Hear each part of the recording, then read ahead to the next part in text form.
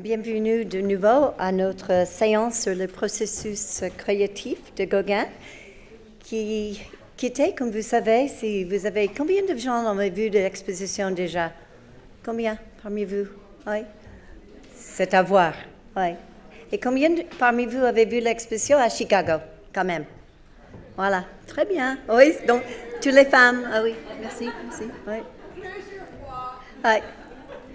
Notre première intervenante est Morgan Wylder, conservateur adjoint de peinture à Balboa Art Conservation Center, San Diego.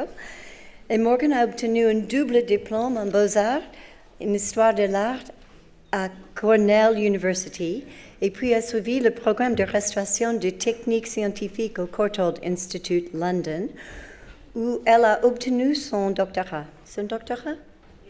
Oui. Sa présentation aujourd'hui, les techniques de peinture de Gauguin et d'autres médias, est basée sur les investigations de peinture de Gauguin qu'elle a réalisées lorsqu'elle était à Courtauld.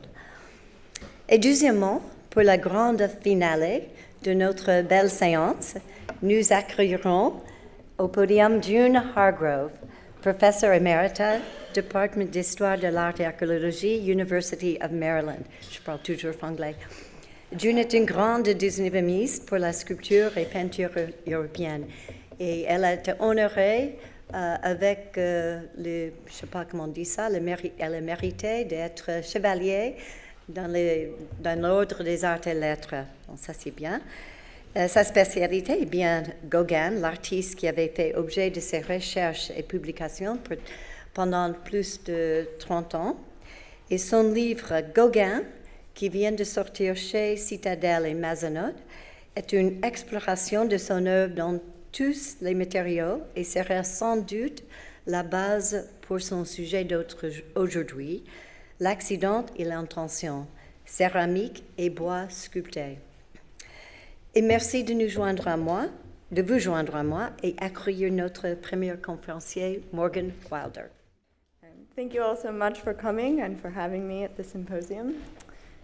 As Gloria already said, I'm a paintings conservator at Balboa Art Conservation Center in San Diego, California, but I studied easel paintings conservation at the Courtauld Institute of Art in London, and it was there that I was fortunate enough to carry out the technical examinations of 3 paintings by Paul Gauguin, and those were Haystacks, Nevermore, and Tararoa.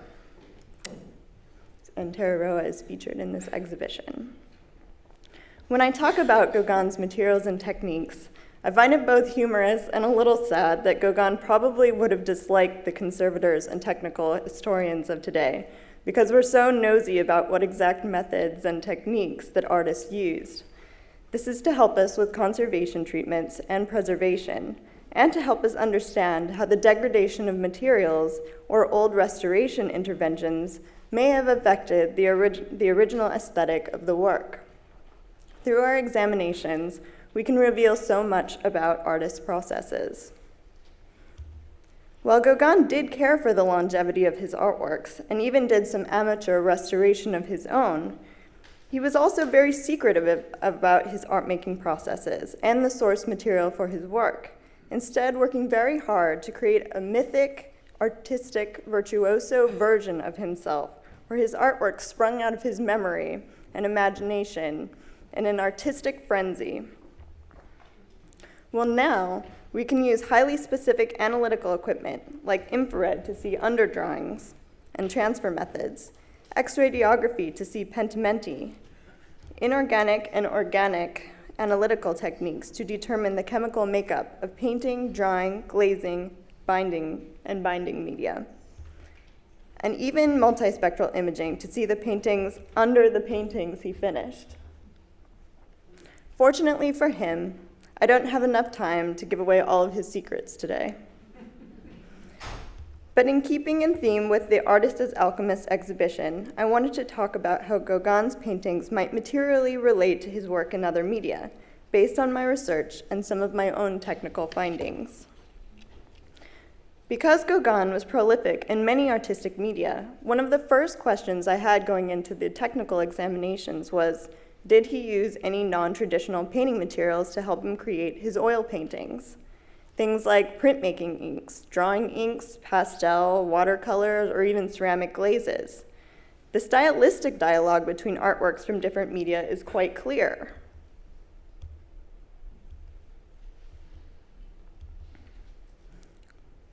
But was there an overlap in materials as well? We wanted to find out, so we used the latest technology, scanning electron microscopy with energy dispersive X-ray spectroscopy, X-ray fluorescence spectroscopy, Fourier transform infrared spectroscopy, and thermally assisted hydrolysis and methylation gas chromatography mass spectrometry. We spent weeks in the lab doing sample analysis, and then we spent weeks in the conservation studio doing technical imaging. And after all of that effort, we found something. It was groundbreaking. We determined that Gauguin, in fact, used paint to paint his paintings. Specifically, economical, commercially made oil paints. That's it. I know, revolutionary. These two tables show the pigments and the media identified in the paintings. The pigments are all standard 19th century pigments, and I've circled drying oil under media because this is the base for any typical oil paint. So although Gauguin's paintings were of course innovative stylistically compared to his contemporaries, with flat, matte, colorful, and sometimes rough appearances, all three of the quartile paintings were made using rather traditional academic painting materials. Several larger technical studies done at the National Gallery of Art in Washington, D.C., the Metropolitan Museum of Art in New York, and the Art Institute of Chicago also came to this conclusion. And the materials of the quartile paintings appear to be consistent with those of other paintings in his oeuvre. When Gauguin began to develop his own unique style, inspired by medieval primitivist paintings, frescoes, and indigenous artwork, he was able to achieve matte surface effects and colorful images with self-applied absorbent grounds and thin, medium-lean oil paint layers, sometimes painted à l'essence, where the canvas texture played an increasingly important role in his aesthetic. He also avoided natural resin at all costs, natural resin varnish at all costs, despising how it altered the bright colors over time. Instead, he preferred the paint surface to remain bare or lightly waxed. While Gauguin was a highly inventive painter, pushing the boundaries in imagery, meaning, and even the physical surface of his paintings, he was notably more radical in his approach to sculpture, ceramics, printmaking, and home decor. Perhaps because paintings were his principal form of livelihood throughout his career, they did need to be, at the end of the day, somewhat physically stable and sellable for gallery walls. However, his work with other mediums undoubtedly spurred his notable stylistic innovations in his painting, both technically and conceptually, eventually setting him completely apart from his contemporaries. So, Gauguin painted his paintings with paint. Most of the time, or at least later in his career, not even with very nice paint. There was, however, an aspect of his painting materials that wasn't entirely conventional. The most unusual non-academic example is, of course, coarse canvas. Although other Impressionists had experimented with coarse canvas before Gauguin and Van Gogh did at Arles in 1888, Gauguin made it his own in Tahiti, being sure to bring a roll with him on his first journey and ordering more from Paris later on. The coarse canvas support allowed a strong textural surface effect, which gave the rough, primitivizing appearance that he came to prefer, although he did not exclusively paint on. Even though Gauguin's painting materials were not influenced by his work in other media, we've long since known his imagery certainly was. Starting from about 1885 to 86, Gauguin began to recycle and recombine motifs from his drawings into many different media, sometimes over the span of years. Murat Bodelson describes the creative sequence that Gauguin often used to manifest his favorite motifs throughout his artwork. Paintings often came at the beginning and at the end of the process. He typically began with a sketch, sometimes from life and sometimes taken from photographs. Then a drawing, which he turned into a painting. He then would use the same motif for a pastel and then translate it into a ceramic sculpture. The sculpture would, in turn, become part of a still life or in the background of a portrait. The motif would finally be incorporated into zincographs or woodcuts. In this way, Gauguin's paintings are sometimes pictorially connected to other works in different media in a way that is so uniquely his own. But the story isn't just about imagery or the materials, though. It's about how he used the materials. So while his painting materials appear not to have been influenced by his work in other media, his technique and methods certainly were. Over 60 years ago, Bodelson argued that Gauguin's decorative ceramic work, begun in 1886 in collaboration with Ernest Chaplet, transformed his painting style into the cloisonous aesthetic he employs by 1888. And it is easy to see how the delineation of forms and broad planes of color contributed to the formation of his new painting style, perhaps along with collaboration with Émile Bernard and aesthetic influences of cloisonous metalwork and stained glass, amongst other things. In order to describe form on the surface of a ceramic object, Gauguin engraved through a layer of slip down to an earthen base. Later, passages of glaze were applied within the delineated forms to add color. Gauguin did not paint exactly as such on his canvas supports, but it is easy to see similarities in his approach to both mediums.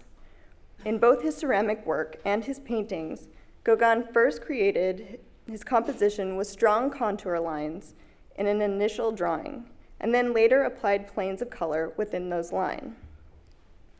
In Terra Roa, featured in this exhibition, Gauguin perhaps furthers this ceramic connection by incising into the paint layer down to the white ground layer, much like incising through a slip layer to a ceramic base. Gauguin also incised small lines into wood blocks to achieve fine detailed contours through the absence of ink. And here's one of Gauguin's wood blocks inked up so you can see the voids. That will eventually become the light contours on the print.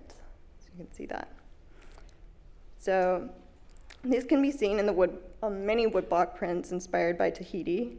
In the Noa Noa suite, Gauguin used several traditional and non-traditional sculpting tools to carve into the block, including awls, a knife, burins, chisel, sandpaper, and a needle. The incised lines of Terra Roa are so fine and precise that they look to have been created by a needle tool, like those used in either etching, engraving, or ceramic carving. If so, Gauguin specifically utilized carving tools in addition to painting tools in the creation of his painting, another indication of the fluid relationship between his artworks in every media, and it's something we might begin to notice in his paintings if we look closely. Terra Roa is not singular in this method. Commenting on her comprehensive technical study, Carol Christensen also noted that Gauguin occasionally used the butt end of a paintbrush to incise into his paintings as well. Star Figueira writes that by 1890, wood carving had become more than a diversion for Gauguin and was now a primary means to forge a new primitive aesthetic. So by carving lines into the paint layers of Terra Roa, perhaps Gauguin adds to his primitive aesthetic that he wishes to achieve in his Tahitian paintings.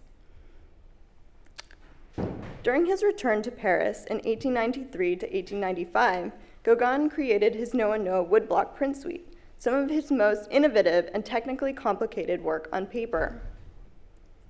Most of the prints are directly related to key paintings and some sculptures that Gauguin made while in Tahiti. He developed his 10 images simultaneously on boxwood blocks with the end-grain surfaces, intended for wood engraving rather than woodcut. He printed his sculptured blocks on an assortment of papers, both Eastern and Asian.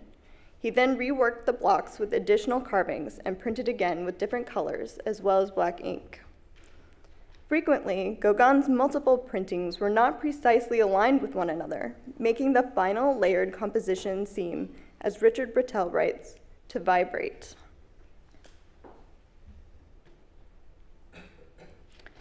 When Gauguin employed later Louis Roy to help him produce a more standardized set,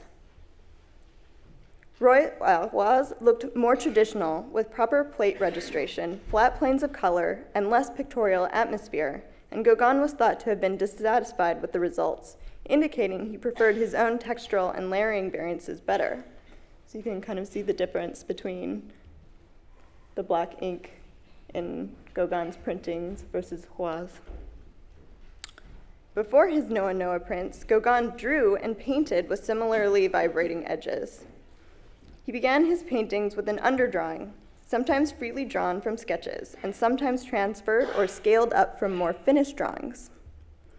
In many of his paintings, Gauguin traced over his transferred drawing with blue, dilute paint to establish the composition more fully.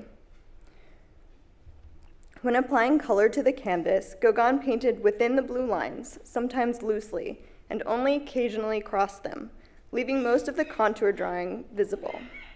In the final stages of the painting, he often reinforced the original blue contour drawing with an additional thin line of blue paint that did not always align with the original contour. The sometimes imprecise layering of contour lines, along with moments of loose filling in of the colored planes, gives a subtle, vibrating movement to the figures and the landscapes.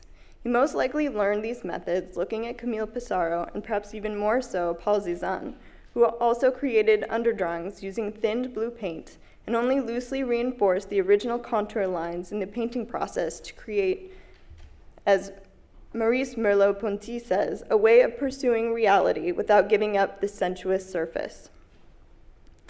Still other subtle hints of Gauguin's painting aesthetic can be seen in his printmaking processes in some of his Noah Noah prints, such as the Museum of Modern Art and National Gallery's version of L'Univers écrit. Gauguin used the twill canvas from his blotting rags to create a texture in the prints, taking some of the raw pattern surface quality that is so integral to his paintings. So you can see the diagonal impression of the twill canvas going this way, kind of through the painting, or in the print. And here's the same wood block. It's a detail, but it's printed by Louis Roy, in which he did not incorporate the quill canvas into the texture. And so here's a slide of them side by side, although you can't really see the twill as easily in the detail as you can with a larger picture, but that's how different they look. In other prints, such as the Museum of Modern Art's Te Atua and Tahitian Idol, Gauguin inked the block with a brush, but did not brush or wipe the ink into a flat color plane or gradient, as is normally done, instead leaving the painterly strokes visible in the final print. You can kind of see that here. So finally, the Art Institute of Chicago recently released some of its technical studies of Gauguin's artwork as a part of the Artist's Alchemist exhibition. And these are easily accessible on their website, which is exciting, and that's been mentioned earlier, but here are some screenshots from that. Conservators and conservation scientists carried out an in-depth technical examination of one of Gauguin's painted pieces of furniture, the first Gauguin furniture technical study that I've seen. To make the painted decorative reliefs in their collaborative project of the Earthly Paradise Cabinet, Émile Bernard and Gauguin carved their designs into the wood panels with curved chisels, applied a transparent protein-based sealant, and then painted onto the panel with lean, underbound oil paints, applied in one to a few layers, very much like Gauguin's painting technique on canvas. The colors were mainly consistent with Gauguin's usual bright palette, with the addition of yellow lead chromate and red lead. The paints were extended with barium sulfate, chalk, and silicates, indicating that they were cheaper commercial oil paints, if not the Lefranc decorator's colors that Gauguin came to prefer in his paintings, then something very similar. You can see the similarities between the paint layer matrices and this is Terra Roa and Earthly Paradise. So different colors, but you can see that they're both very thin painted layers. They also found an aged wax finish over the polychrome relief. And while it is unclear if Gauguin and Bernard applied it themselves, or if it was a later addition, we do know that from Tahiti, Gauguin did suggest to Daniel de Montfort that a thin layer of wax should be applied to his paintings rather than having them varnished. He believed that, unlike varnish, wax prevented deterioration of the paint film, while remaining matte in appearance as well. Perhaps unsurprisingly, Gauguin and Bernard appear to have used a similar decorative aesthetic that they used in their oil paintings, or vice versa, and similar oil paint materials to adorn the cabinet. And it would be interesting to analytically compare more of his painted reliefs and sculpture in this way. So while discussing the minutiae of his materials and techniques would probably mortify Gauguin, it is my belief that through these close examinations, material analysis, and technical imaging, that we can begin to fully understand Gauguin's work, individually and within the context of his entire oeuvre. Every bit of information and analysis, especially if it is made accessible to other scholars, is another piece of the puzzle. Technical study has already demonstrated that although Gauguin may have not had a definitive system, as he claimed, we can begin to recognize his reoccurring elastic processes, instances of experimentation, and the more subtle aspects of his artistic evolution. Through technical examination, conservators and art historians can see Gauguin's attention to detail, the sometimes understated or even hidden dialogue between his artworks of different media, and begin to understand meaning instilled by material choices and artistic processes. This knowledge is integral to the interpretation of Gauguin's artworks. That Gauguin sometimes purposefully fabricated or concealed his creative process makes the examination of his artworks more complex and perhaps even more exciting. Thanks.